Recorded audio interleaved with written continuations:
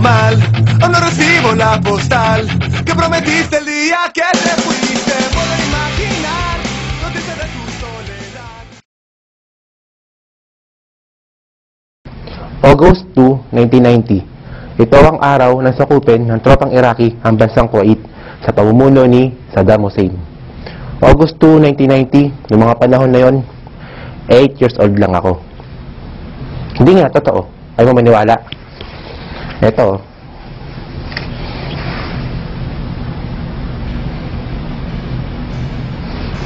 Ano nga ba talaga ang meron nung sakupin ng Iraq ang bansang Kuwait noong mga panahon na yon? Tulad nga ng sinabi ko, wala pa akong muwang nun. Kasi nga, 8 years old lang ako nung nangyari yon. Pero kung pagmamasdan natin ang paligid natin dito sa Kuwait, almost 20 years na ang nakalipas na sakupin ng Iraq ang bansang ito. At ngayon, halos wala ka nang makitang bakas na pananakop at gera. O ito naman, ikumpara naman kaya natin to sa Pilipinas. Mahigit 70 taon na ang nakalipas na sakupin tayo ng mga Hapon. At hanggang ngayon, andyan pa rin ang bakas na pananakop at ang bakas ng gera. Andyan pa rin ang mga comfort woman na biktima ng panggagasa noong panahon ng Hapon na hanggang ngayon patuloy pa rin na humingi ng katarungan at hustisya.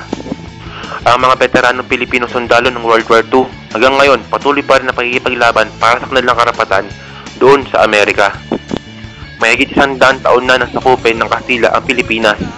Noong mga panahon na yon, wala pa akong muwang noon kasi pati lolo't lola ko hindi pa pinapanganak noong mga araw na yon.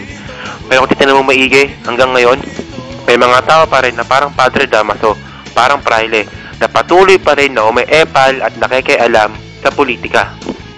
Kailangan ba talaga magpa-interview kay National TV para lang magbigay ng clue? Ano to? Game show? Gusto mong pag-usapan? Gusto mong sumikat? O kulang ka lang sa pansin? 20 taon na ang nakalipas mula nung matamo ng bansang Kuwait ng kalayaan mula sa bansang Iraq.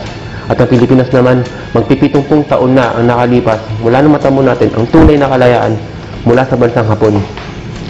Ngayon, kamusta na ang bansa natin? After 20 years ng gera, ang Kuwait, mayaman na bansa. Ang Pilipinas naman, after 70 years, mayaman din. Mayaman sa mga bata. At patuloy pa rin tayo sa paggawa ng paggawa ng paggawa ng paggawa. After 70 years na matamo ng Pilipinas ang tunay na kalayaan, ang bansa natin ngayon, may kapayapaan.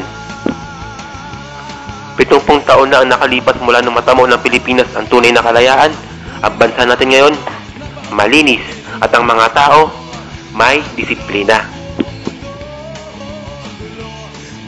Almost 70 years na nakalipas mula nung matamo ng Pilipinas ang tunay na kalayaan, ang bansa natin ngayon, nagkaroon na ng magagaling na gobyerno. Napakagaling. Pinagsisisihan ko ito ng lubos. Magpipitumpung taon na mula nung lumayas ang mga Hapon sa Pilipinas, ngayon, ang bansa natin, napakasaya.